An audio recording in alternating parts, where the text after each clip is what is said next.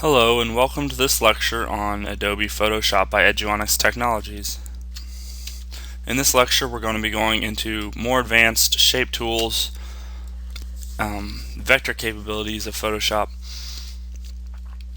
As you can remember before, we went into rectangles and circles and the properties of them, which can be located up here in Properties after you've drawn them.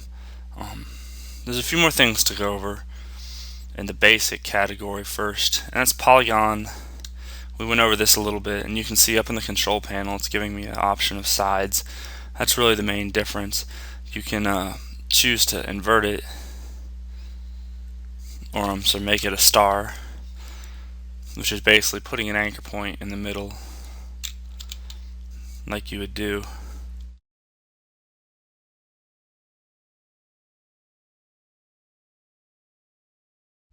With the pen tool and bringing that anchor point in.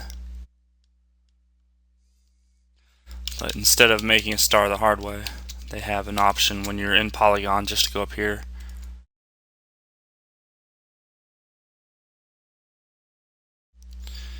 and choose a star. You can change the indentation. As you can see, this will make the star fatter. I'm hitting shift and up to go up by 10%. So it makes it thinner, and then if I go down it'll make it fatter.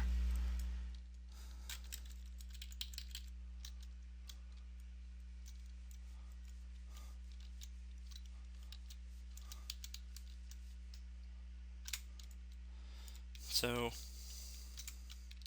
I've drawn all these shapes. Hit F7 to bring up the layers, and just going to drag down and select each one of them. As you can also remember from the previous tutorial. And that Shift A cycles between the direct selection tool or wide arrow tool and the path selection tool. And when I use the path selection tool, it selects the whole thing, and the direct selection tool will just select the center, or it'll select individual anchor points. Holding in Shift, I can add to that. Holding in Alt or Shift again, I can subtract from that.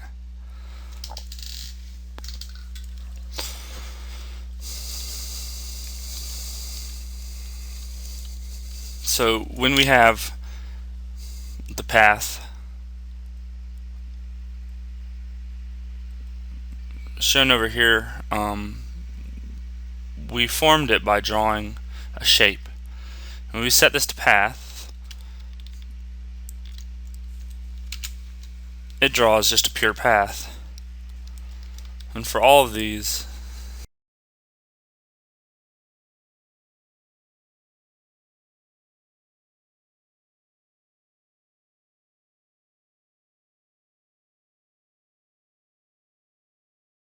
some data over in the paths area.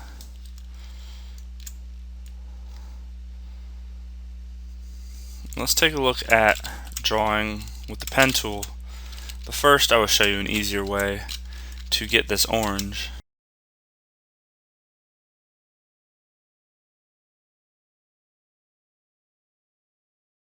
A way I would personally recommend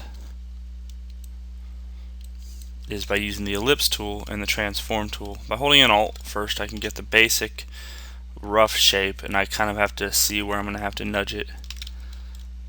And it's going to bring up the properties panel automatically, and that's good because we can give it a stroke.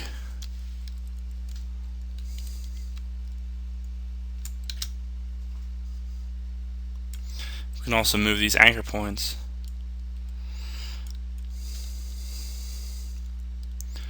And as you can see, it popped up a little message that said we're converting from a live shape. And if I just go around in a circle and only edit the handles that are on the outside of the next, just edit this handle, then this one, then this anchor point, then this handle, then this handle, then this anchor point, and this handle, then this handle, and so on and so forth. When you're going around in a shape like this, that'll enable you to select the pen tool, for example, and when I highlight over here, it brings up a plus sign, and I selected the pen tool by hitting Shift P. You can also go over here and just select it, and if you don't see it, it'll be one of these. So I know I have the regular pen tool up because of the asterisk, and I'll just put my other anchor point in. So I'm starting out with my basic shape, and I'm using the pen tool to further configure that shape.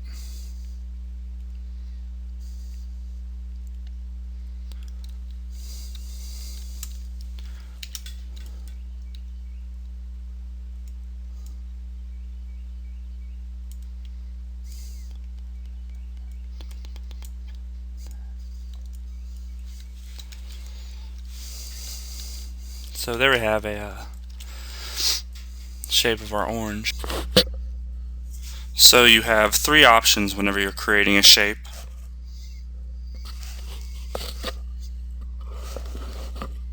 And that's whenever you have the pen tool or one of the shape tools. That's shape, and they're up here, path, and pixels. And here's the explanation of each of them.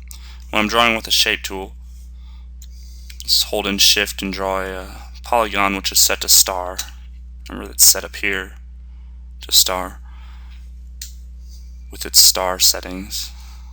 And if you notice, it takes the white fill and no stroke, so it allows us to change that. You can put it on the inside or the outside. And that is a shape, or it could be a pen tool shape drawn. And the blue edges are from show layers, so that you can see these are separate layers. You can enable them by going to View and Show Layer Edges. It finds the layer edge right around what you're drawing.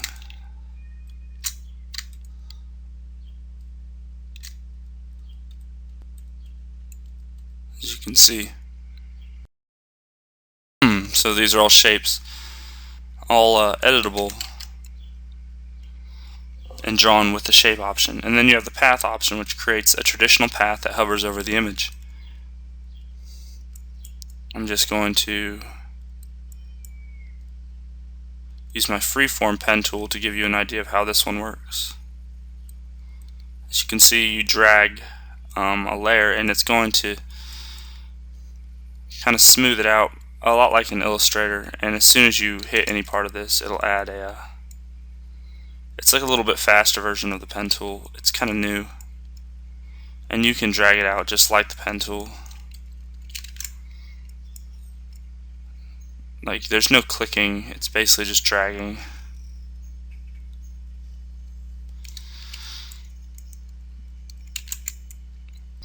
And you can always come in here and edit all these points with the regular pen tool, or what I'm doing is just holding in Control. And you can get your shape that way too. Now, I was drawing in shape layer, so it's creating a shape. So let's draw in path layer to explain this. But I thought that'd be a good opportunity to show you the freeform pen tool.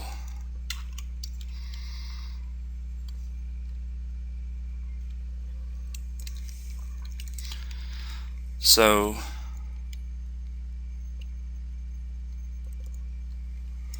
there I've created a path. It hasn't filled it in with anything.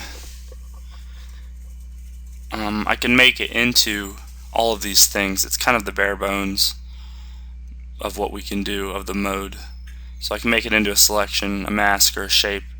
I can still intersect it, and I can still align it. I can still change the layer order, which you should learn the shortcut keys for these. It's Control left bracket and Control right bracket. But that'll bring it to the front and to the back. You can see it moving in the layers panel to the left or right. So I can make this into anything I want. I can also activate these options such as magnetic. And there's some tools right here. This is for while you're drawing, as well as magnetic is for while you're drawing. Now if I turn magnetic on, this turns into the magnetic pen tool you might remember from CS6. and it's going to seek out edges, and when you release them it creates an edge also. When you lay down it creates an edge. It's really good if you have a pen, and this has been around as a separate tool in CS6, and you kind of have to activate it this way in CC. And as you can see, it's doing some crazy stuff when it gets to the edges of words. So for that you would just go in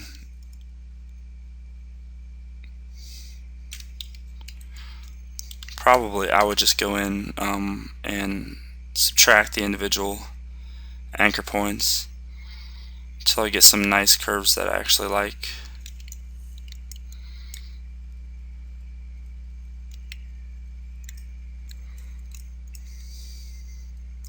And you can just drag visibility on these layers, by the way. You don't have to click each one individually. But let's just subtract the rest of these. It's getting kind of hard to pay attention to what your cursor says.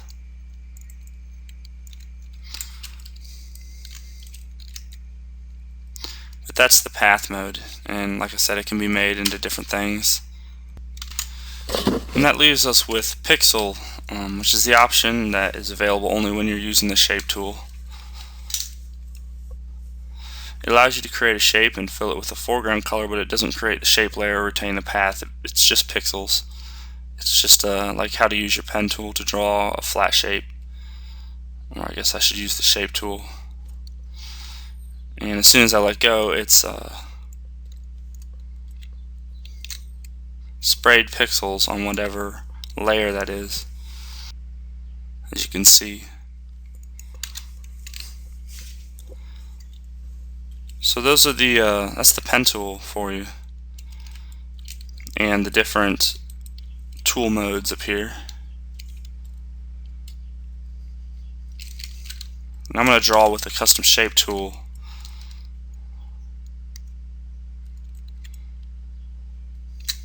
As you can see, it makes a shape. I'm currently making it in path, so I'm going to make this into a shape. I'm going to choose a different foreground color.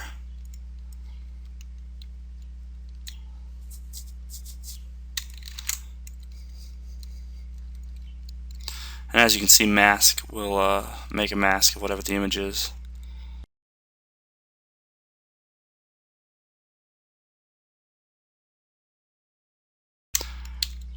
You can rasterize this mask.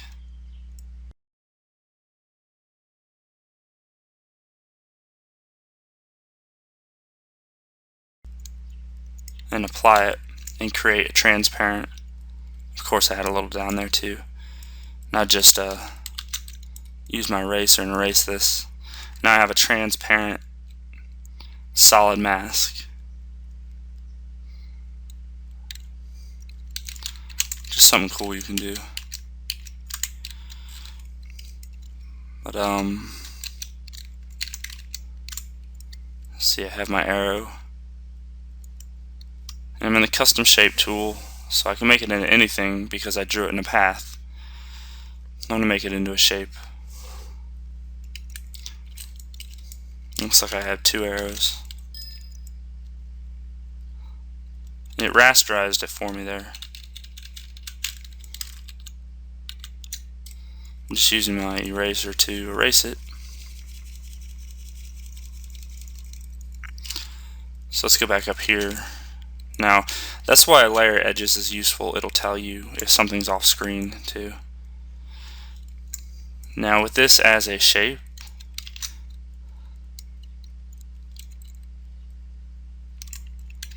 which it was rasterized, so we can draw a new one, and we can select a different shape by going up here to shape, and we can load more shapes by going to this little box right here. First, let's make the icons a little bit bigger.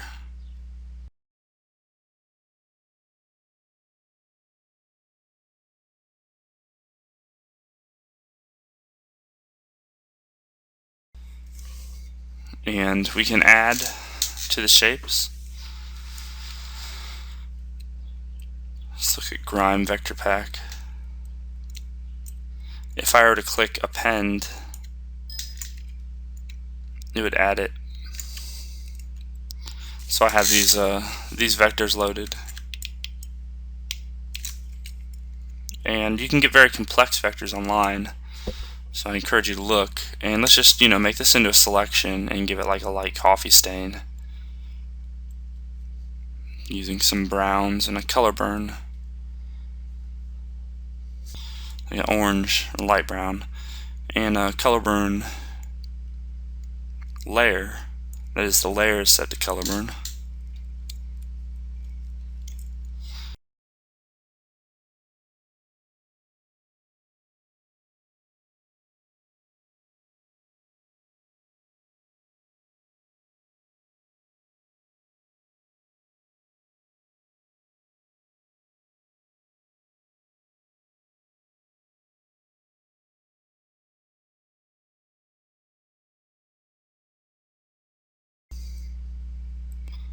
You can set this opacity down.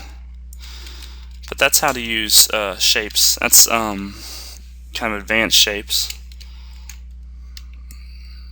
Photoshop is come a long way as far as vector editing. However, it's still mainly for pixel editing, and I encourage you to go in between Photoshop and Illustrator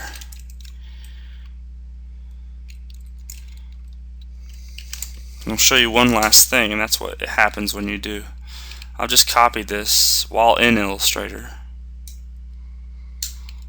and now I'm just going to paste it. It's going to bring up this option screen. So now you know the different paste objects. There's one more. It's Smart Object, and that's only when you're pasting, and that means it's going to retain all of the Illustrator or vector preferences. Whereas you convert it to a Photoshop vector with path and shape layer. And I would recommend path, which you can turn it into different things. And then you can also just bring it in as pure pixels, which is fine if that's going to be the end result initially anyway. But I like to keep things smart objects. And you can't edit a smart object as easily as you can other things. So I was just going to show a little bit of placement with the pen tool.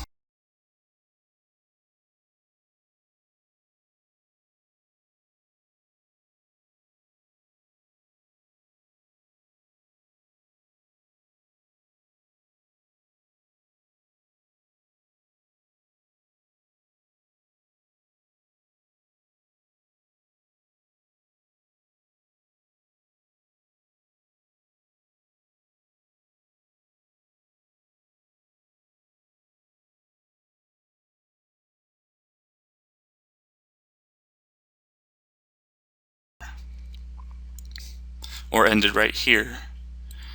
I'll show you where I would draw things depending on each scenario. If it ended right here, I would make sure there's an anchor point in the middle. And there's a different way of doing this too. You can also just draw out like a diamond. And of course for this I would use a circle tool and just align it. But you can draw out a diamond, and I'm holding in shift and I'm getting something that I think is going to make a good curve. It's a little bit much. I can adjust these.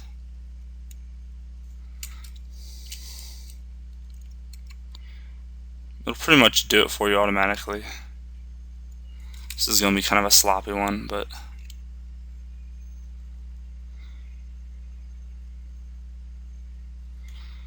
I could make my curves that way too by just using straight lines and doing the curves afterwards.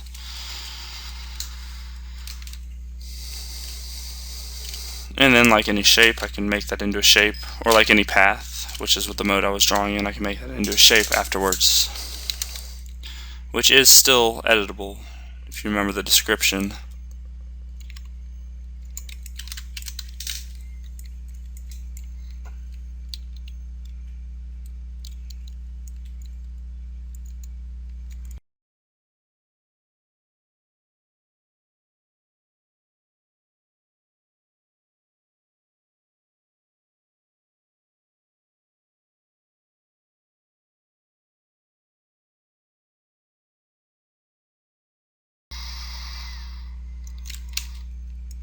And that does it for the shapes and vector editing section of Photoshop.